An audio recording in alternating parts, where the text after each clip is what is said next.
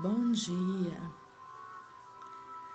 Vamos começar mais um milagre da manhã. Sente-se confortavelmente. Feche os olhos. Respire profunda e lentamente. Inspire pelo nariz e expire pela boca. Faça sua barriga expandir enquanto inspira. Inspire pelo nariz lentamente, contando até 3. Segure o ar, contando até 3. 2, 3. Solte o ar lentamente pela boca, contando até 3. 2, 3. Sinta seus pensamentos e suas emoções se acomodando enquanto se concentra na respiração. Inspire pelo nariz lentamente. 2, 3. Segure o ar. 2, 3. Solte o ar lentamente pela boca. 2, 3.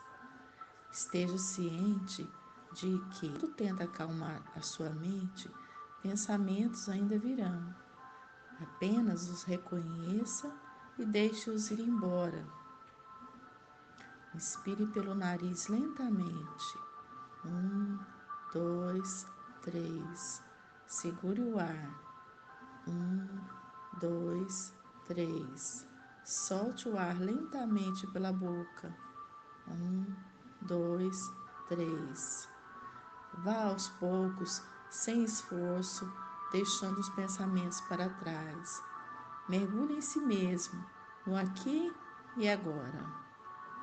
Esse é o instante para estar plenamente presente neste momento. Continue a seguir sua respiração. Imagine estar inspirando energia positiva, amorosa, tranquila e expirando todas as suas preocupações e estresse. Desfrute o silêncio, desfrute o momento, apenas respire. Inspire paz, segure o ar. 2, 3. Expire tristeza. Inspire amor. Segure o ar. 2, 3. Expire mágoa. Inspire saúde. Segure o ar. 2, 3. Expire doença. Inspire confiança. Segure o ar. 2, 3.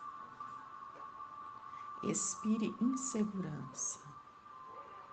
Inspire fé. Segure o ar. 2, 3. Expire raiva.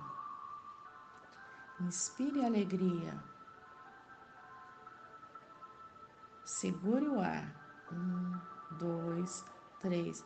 Expire depressão.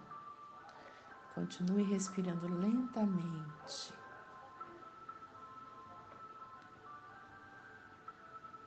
Puxe o ar pelo nariz. 2, 3. Segure o ar. 2, 3. Expire o ar pela boca. 2, 3. Agora, bem devagar, comece a mexer as pontas dos dedos das mãos. Comece a mexer os dedos dos pés. Comece a escutar os sons em volta de você. E vamos partir para a nossa próxima etapa. Você vai continuar com os olhos fechados, apenas escutando com bastante atenção. Nós vamos começar a nossa próxima etapa, são as afirmações positivas. Vamos lá? Afirmações positivas, saúde. Estou disposta a soltar o padrão em minha consciência que criou esta condição. Minha mente está limpa e livre. Deixo o passado e entro no novo. Tudo está bem. Estou segura. Confio plenamente no processo da vida. A vida é favorável a mim. Expresso a alegria de viver e permito-me desfrutar cada momento de cada dia. Torno-me jovem de novo. A alegria agora flui livremente dentro de mim. Estou em paz com a vida. Agora escolho pensamentos harmoniosos e deixo a vida fluir livremente em mim. Eu me aprovo e minhas decisões são sempre perfeitas para mim. Sou segura e estou em segurança. Estou em paz comigo mesma e com os outros. Estou além das crenças em grupo ou no calendário. Estou livre de toda congestão e influência. Crio somente experiências alegres em minha vida. Estou relaxada e em paz, porque confio no processo da vida. Tudo está bem em meu mundo. Agora escolho fazer minha vida leve, fácil e alegre. Meus pensamentos fluem livremente e facilmente. Movimento-me através das ideias com facilidade. À medida que me nutro, os que me cercam são nutridos. Sou gentil e carinhosa comigo mesma. Milagres acontecem todos os dias. Eu me interiorizo para dissolver o padrão que criou isto e agora aceito uma cura divina. E assim é. Dirijo e assimilo todas as novas experiências em paz e com alegria. Escolho ser pacífica e harmoniosa. Meu pensamento é calmo, pacífico e centrado. A mente conhece sua verdadeira identidade e é um ponto criativo da divina autoexpressão. Com facilidade e liberdade, deixo ir o velho e alegremente dou boas-vindas ao novo. Libero e dissolvo o passado. Penso com clareza, vivo no agora, em paz e com alegria. Eu relaxo e deixo a vida fluir através de mim com facilidade. Confio no processo da vida. Somente a ação certa e boa tem lugar em minha vida. Sou flexível e deixo-me fluir. Sou livre para pedir o que quero. É seguro me expressar. Estou em paz. Deixo para trás as limitações do passado e entro na liberdade do agora. É seguro ser eu mesma. Confio no processo da vida e sei que ela só me leva para o meu mais alto bem. Uso meu poder sabiamente. Sou forte. Sinto-me segura. tudo está bem. Confio na sabedoria e na orientação divinas. Sei que estão sempre me protegendo. Estou em segurança.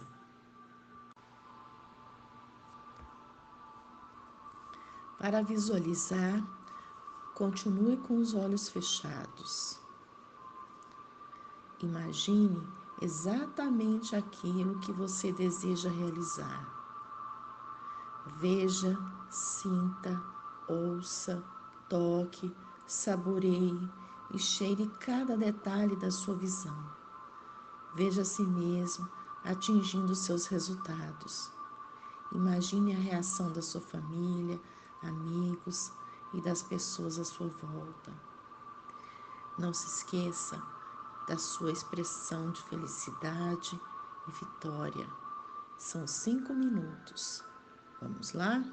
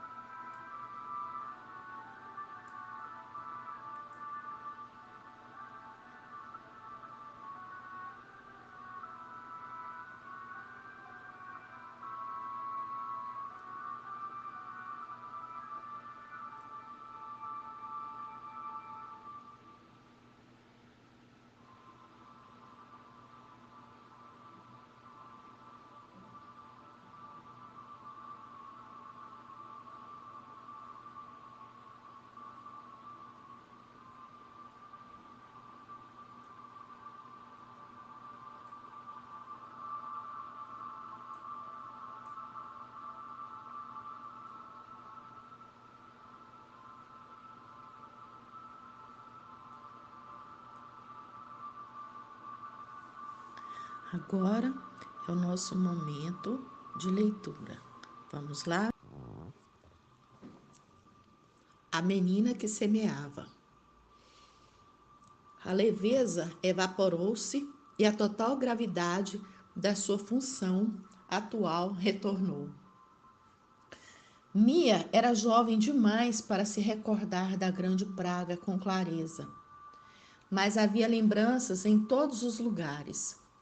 Nas esculturas de cores sombrias de Naria Solane, na poesia de tons dissonantes da era da peste, nas dezenas de volumes de história, nas análises e revisões que foram feitas solenemente nessas páginas desde então.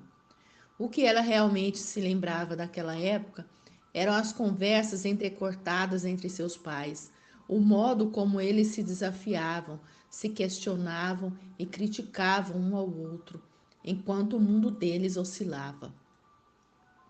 Mia se sentia incomodada perto deles, não habituada a vê-los agir desse modo. Ela se lembrava de desejar intensamente que houvesse menos tensão entre eles, que sua casa pudesse ter de volta a harmonia que sempre acreditou existir ali. Então, subitamente isso aconteceu. A praga foi embora, sem explicação. Depois de 2 primaveras, o barro ébano dos campos tinha gerado brotos azul celeste, azul escuros e tons de azul que jamais tinham sido vistos. Mia acreditava que seus pais nunca se esqueceriam de como tudo esteve tão perto de desabar. E provavelmente sempre se lembrariam de que quase tinham se afastado um do outro para sempre. Na verdade, as coisas nunca mais foram as mesmas entre eles depois disso. Indiferente ao que acontecera, a vida do outro lado da praga tinha sido próspera e cheia de esperanças. Mas agora essas manchas amarelas, estrias verdes, isso não significava nada necessariamente. Tuja disse em tom solene. Mia voltou o rosto para encarar o mal-humorado ministro da Agricultura, quase 40 anos mais velho que ela. Ele não queria a presença dela ali. O ministro tinha usado toda a sua influência para evitar isso, não compreendendo o quanto era importante para Mia observar tudo por si só. Isso é difícil de acreditar. Doenças, males insignificantes acontecem o tempo todo, principalmente nesses confins distantes. Vamos descobrir as causas e achar a cura. Mia inclinou a cabeça. E qual é a causa dessa doença especificamente? O homem desviou o olhar. Certamente ele detestava ter esse tipo de conversa com alguém tão jovem, mas ele simplesmente teria de lidar com os fatos. Ainda é cedo. Logo, logo iremos descobrir. Mia deixou seus dedos roçarem suavemente a terra escura. O solo era tão rico, tão úmido com os nutrientes oriundos da chuva matinal, característica do território de John Hay. Era difícil acreditar que algo tão destrutivo pudesse estar florescendo ali, mas era ainda mais difícil negar seus instintos. Se houvesse alguma chance de eliminarmos isso antes que se espalhe, devemos nos esforçar para fazê-lo. Temos gente trabalhando nisso durante todas as horas do dia. Fazendeiros, cientistas, especialistas. Tuja disse aquilo com a voz mais rápida do que de costume. Uma indicação clara de que, apesar de suas palavras encorajadoras, ele estava preocupado sobre o que tinham conseguido descobrir até então. Quero relatórios 2 vezes por semana.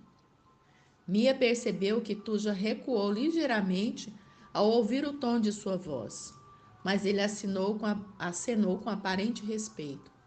Assim será feito. E voltaria aqui em breve. Tuja aparentou estar examinando as coisas à sua volta. Isso talvez não seja um fato muito produtivo, Não pretendo desrespeitá-la, Vossa Majestade, mas acredito que a sua presença deixa as pessoas nervosas. Ele sorriu de um modo afetado e estendeu a mão para ajudar Mia a se levantar. Ela desviou o olhar do dele, contemplando os vinhedos murchos.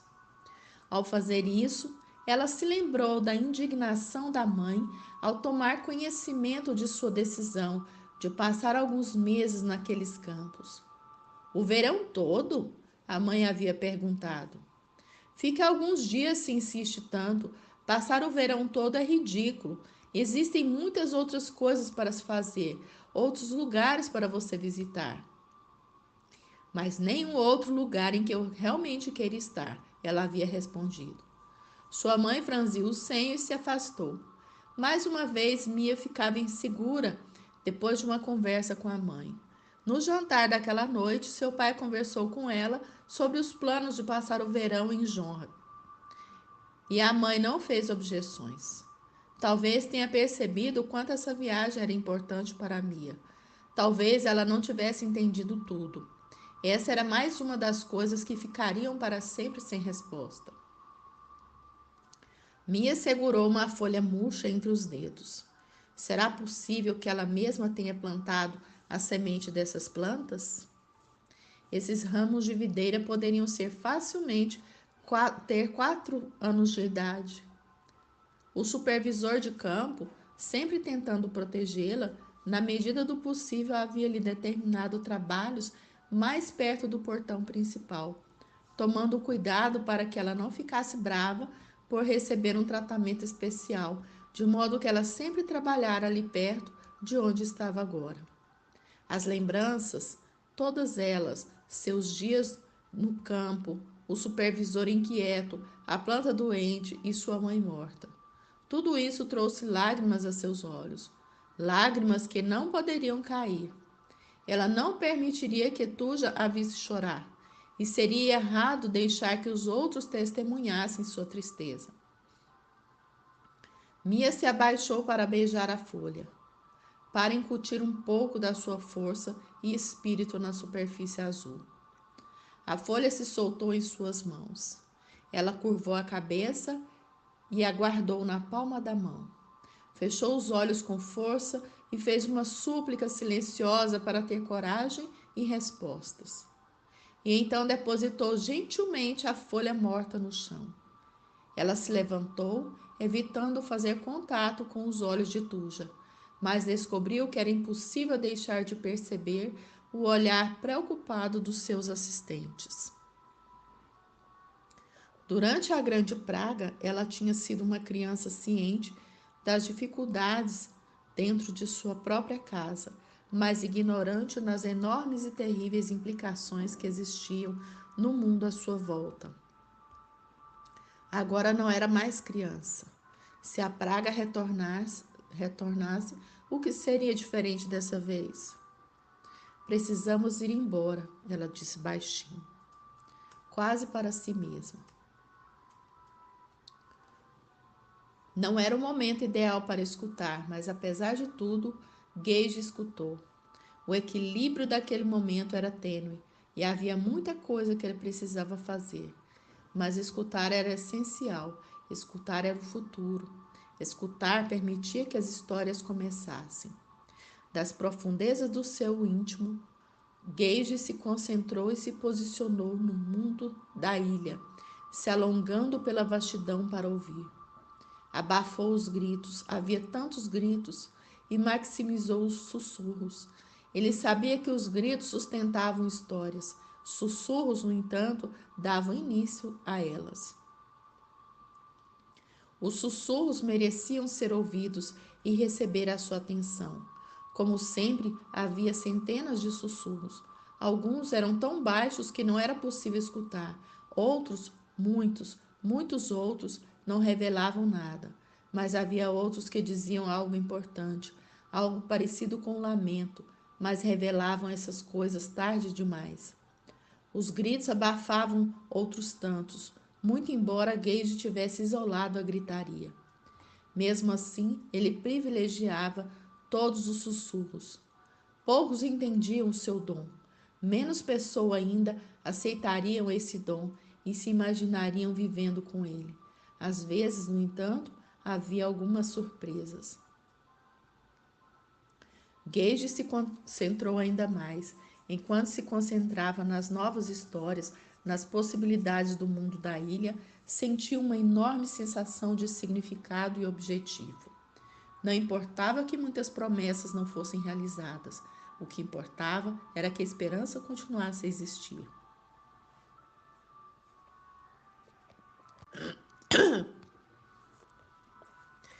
Nesse estado de profunda concentração, ele ouviu dois sussurros. Eles foram murmurados juntos, com diferentes vozes. Uma das vozes era jovem, a outra sentia saudade da juventude. Havia muita tristeza ali, confusão, rebeldia. Elas sabiam que sua história era a história errada. Percebiam que sua verdadeira história ainda nem tinha começado. Essa não era uma percepção habitual. Uma percepção que valia a pena ser encorajada. Se elas compreendessem isso tudo, talvez conseguissem fazer algo com inspiração. Gage tinha ouvido outros nesse momento, com o mesmo potencial, mas algo chamou sua atenção para esses dois. Do fundo da sua alma, ele imaginou um dom e o ofereceu aos dois sussurrantes. Gage ia voltar a eles, ia novamente se concentrar neles. Havia motivos para acreditar que iam enriquecer esse dom. Se eles assim o fizessem, uma nova história poderia surgir, uma história que valesse a pena. Infelizmente, não uma história simples. Capítulo 2. O tráfego se arrastava lentamente pela ponte estreita que ligava Morewood e Standridge. Chris ia chegar atrasado de novo para pegar Beck. Primeiro foi a conversa interminável que teve com Jack sobre apertar os cintos e agora o congestionamento na ponte.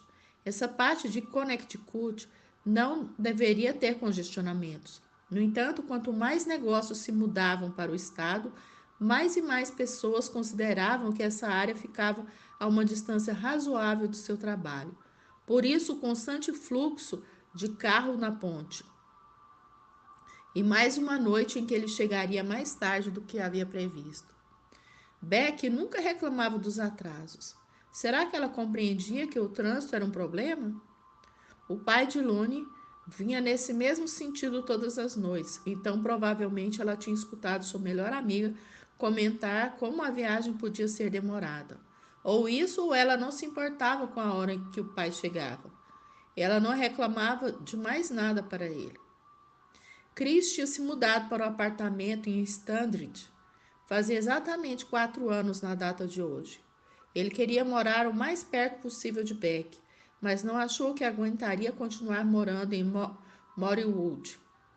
Pelo menos em Standridge, ele não ia encontrar alguém que conhecesse ele e Polly todas as vezes que fosse ao supermercado ou aos correios.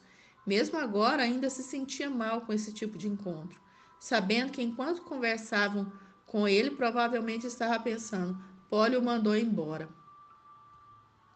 Só depois que seu casamento acabou foi que ele percebeu que praticamente todos os seus amigos em Morewood eram, na verdade, amigos de Polly e que ele simplesmente foi um acessório durante todos aqueles anos.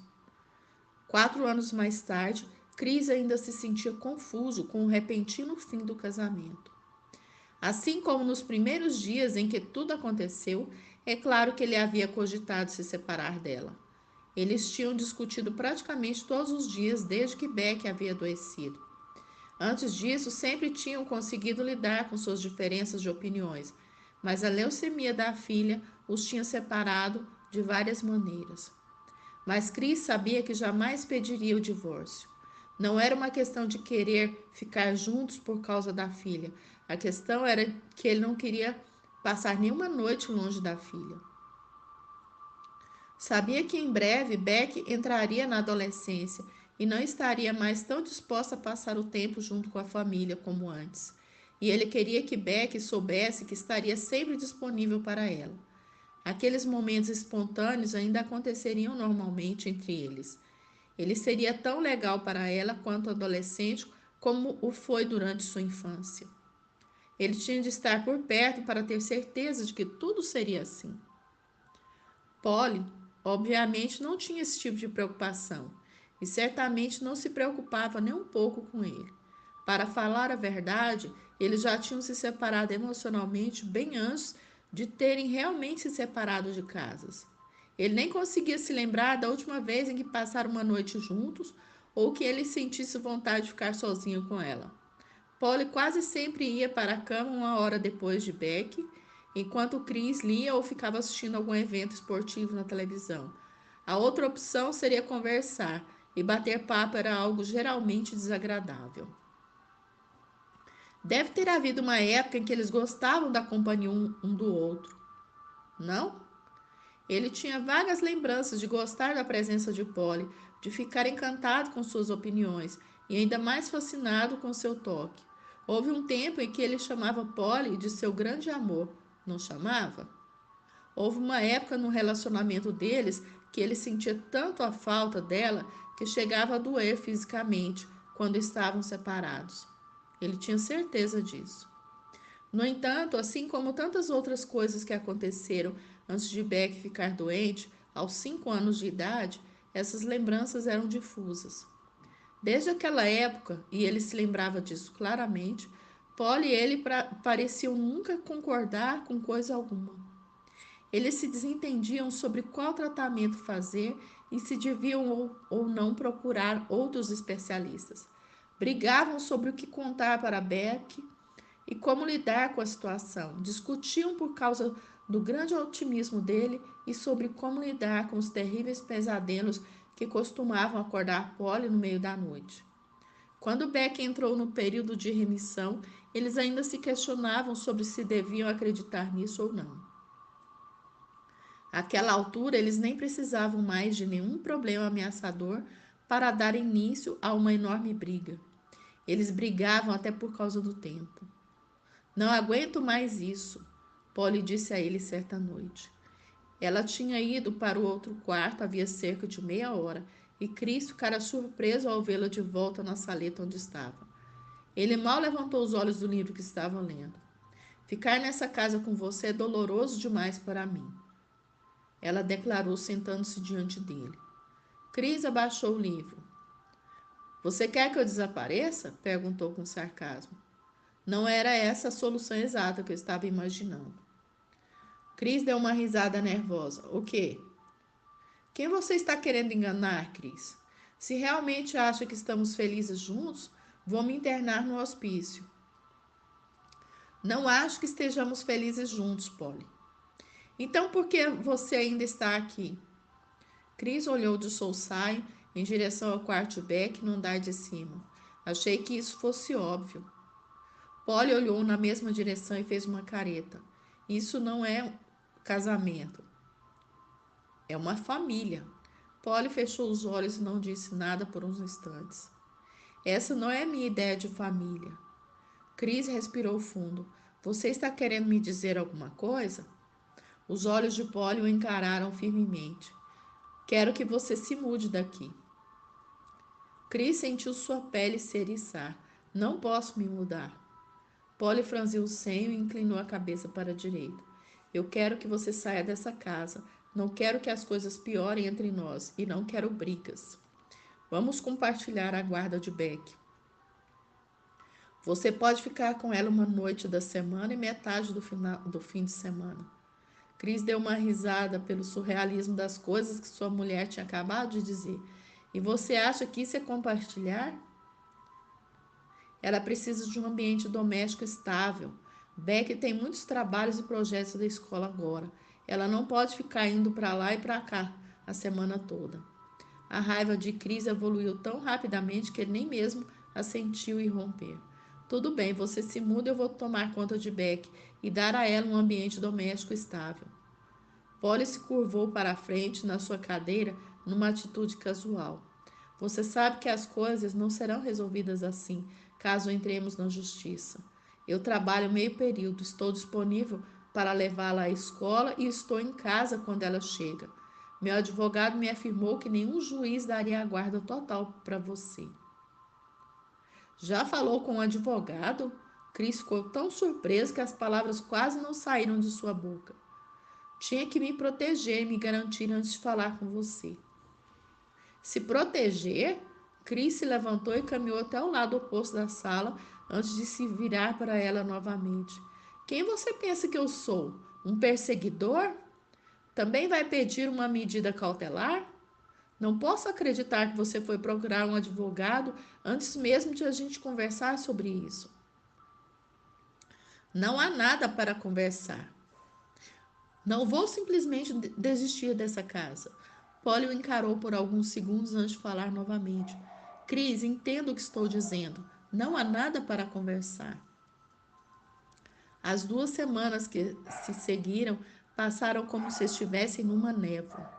Contratar um advogado, procurar outro lugar para morar, controlar-se para não contar nada para Beck sobre isso, porque não queria que ela soubesse quanto estava chateado, e também porque não sabia se podia esconder a raiva que sentia de Polly.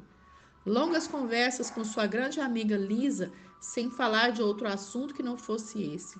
Organizar as últimas coisas antes de partir, incluindo o horrível e insatisfatório acordo de guarda temporária. Mas acabou se tornando o acordo definitivo. Contar a notícia para sua filha e tentar resistir enquanto ela soluçava e aventava sua raiva ao mesmo tempo. Então, finalmente, ir embora em seu carro, olhando pelo espelho retrovisor para ver Beck levantar a mão e murmurar adeus. Ele se afastou do bairro antes de entrar no estacionamento e soluçar descontroladamente, vendo aquela palavra se formando nos lábios dela repetidamente, sentindo-se impotente, como se sua vida tivesse um pouquinho cada vez que ela murmurava.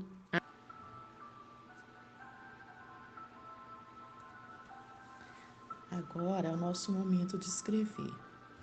Nessa etapa, você pode escrever sobre seus sonhos, planos, família, ideias, descobertas, realizações, sucessos, lições aprendidas, os resultados que você se compromete a criar para hoje. Você pode escrever também o que você aprendeu ontem, o que você vai fazer hoje, para quando chegar no final do dia, você ler e para saber se você realmente cumpriu o que você se propôs.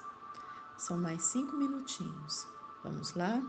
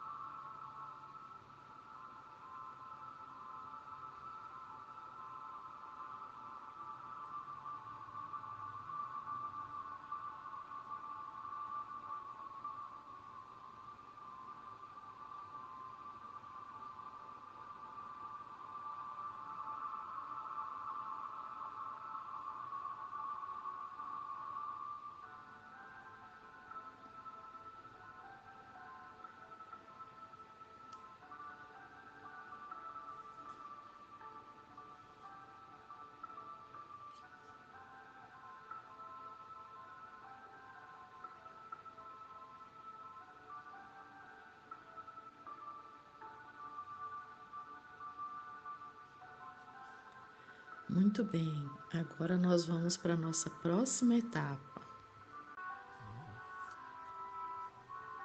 Agora é o nosso momento da atividade física aeróbica. Nessa última etapa, é preciso acelerar a frequência cardíaca. Pode ser com polichinelos, flexões abdominais ou dança. Vamos lá? São 20 minutinhos. Então, vamos movimentar? Até amanhã!